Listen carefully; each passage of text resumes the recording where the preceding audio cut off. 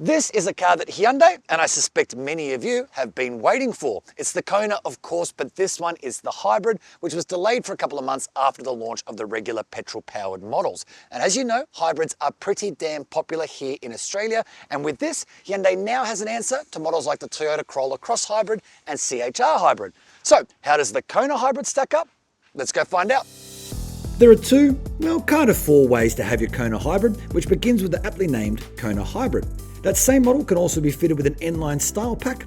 Alternatively, you can spring for the Kona Premium, and again you can equip that model with the N-line style pack. The base cars get a pretty handy spec offering, including 18-inch alloy wheels, LED headlights and tail lights, heated and powered wing mirrors, satin chrome exterior flourishes, and that cool EV-led design ethos, which includes the light bar that spans the bonnet and the boot.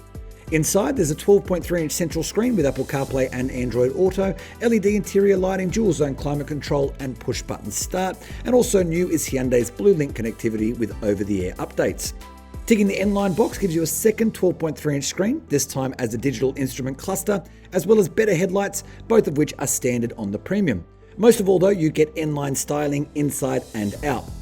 Step up to the Kona Premium and you add some extra safety kit as well as a powered boot, a better 8-speaker Bose stereo, heated and ventilated front seats that are heated in the rear too, and standard navigation, which, let's face it, you won't use because Google Maps. Waving the N-line wand over the Premium adds only the N-line styling tweaks without really impacting the equipment list. So the Kona was actually designed as an electric vehicle first, which is why all of them, whether petrol, hybrid or fully electric, look kind of similar. And there are elements that I love across all of them, especially this light bar that spans the front and the back. It kind of looks a bit futuristic and premium, especially at night. There's other clever stuff at play here too, namely this closed off grille, which looks like it would look on an electric car. But with this one, the hybrid, it opens and closes when it needs to let air through to the engine. All of which is pretty clever, except I actually don't love the look of it. It just feels a bit plasticky and looks a little unresolved.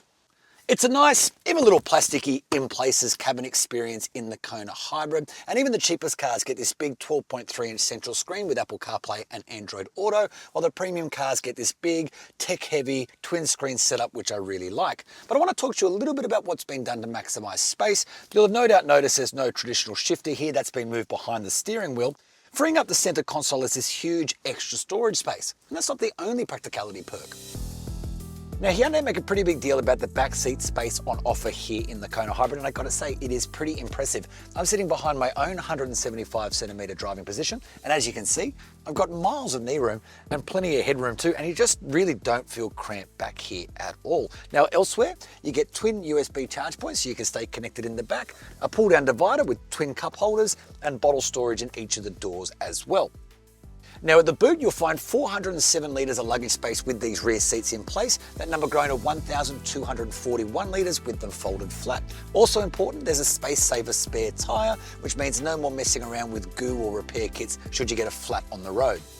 Now hybrids, they don't take much explaining these days, do they? And this one pairs a 1.6 litre petrol engine with an electric motor and a 1.32 kilowatt hour battery to produce a total 104 kilowatts and 265 newton meters. That power is then channeled through a 6-speed dual clutch automatic and sent to the front tyres. But of course, the magic of any hybrid system is fuel use, and this one claims to sip just 3.9 litres per 100 kilometres, and that is pretty good. The Corolla Cross Hybrid, for example, is more like 4.3 litres, and here's the rub. It's got a tiny 38-litre petrol tank, which means it doesn't cost much to fill it up.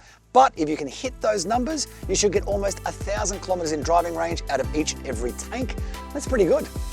Now we already have a fair idea about how the Kona drives. We've driven the petrol-powered versions of this car before, and if you haven't read the great James Cleary's review on CarsGuide, I suggest you do. He's done a really great in-depth review on how that vehicle steers.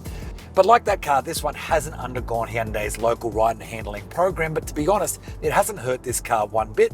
Apparently suspension parts were sent over for evaluation before they were fitted to the vehicle, and I gotta say, this one rides really, really well. It's comfortable over bumps, the NVH levels aren't too bad, and the steering, which I'll show on this straight road for a change, is really nice and direct, but without being overly sharp, and pretty confidence inspiring too. So it's a really nice place to spend time behind the wheel, I've got to say. But I want to talk to you a little bit about the flappy paddles behind the steering wheel, which might seem a bit out of place on a hybrid car. Now there's 3 drive modes, there's Eco, Sport and Snow, but we'll talk about Eco first and foremost. The first setting is an auto regen setting, where the car will actually measure the gradient of the road and the traffic around and decide how much brake regeneration you need or should have. But you can overtake that with the paddles themselves, setting between 3 levels of regen, so you can actually maximize how much power is going back into the battery, or you can hold down the left pedal, that'll give you max regen and actually bring the car to a stop. But you then put it in sport mode and the paddles change duties. They then become gear shifters, so you could bang down the gears back into third if you need a little bit of extra power for overtaking. So you are kind of in complete control, and I gotta say, in sport mode with control of the paddles, it's actually probably more fun than you might expect too. That's one of the benefits, I guess, of having a proper 6-speed gearbox rather than a CVT. You can step through the gears and get a little bit more control, and I'm of the view that the traditional gearboxes just drive better than CVTs too, so I'm glad this has one of those. But downsides, it's really not the most powerful small SUV out there, and that becomes obvious when you try to overtake. So I'm seeing at 100 now. Let's pretend, for example, we're on a single lane road and I'm going for an overtake. I pull out, you plant your foot,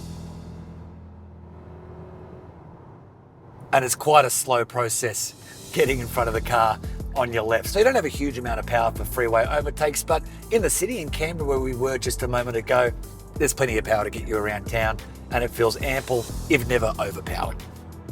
So good sides, it's a really competent, comfortable drive, easy in the city, confidence inspiring from behind the wheel, nice, soft, supple ride, not overly firm or sporty as it shouldn't really be in a car in this category anyway, and it does it all while sipping far less fuel than a regular ICE-powered Kona, all of which are very good things.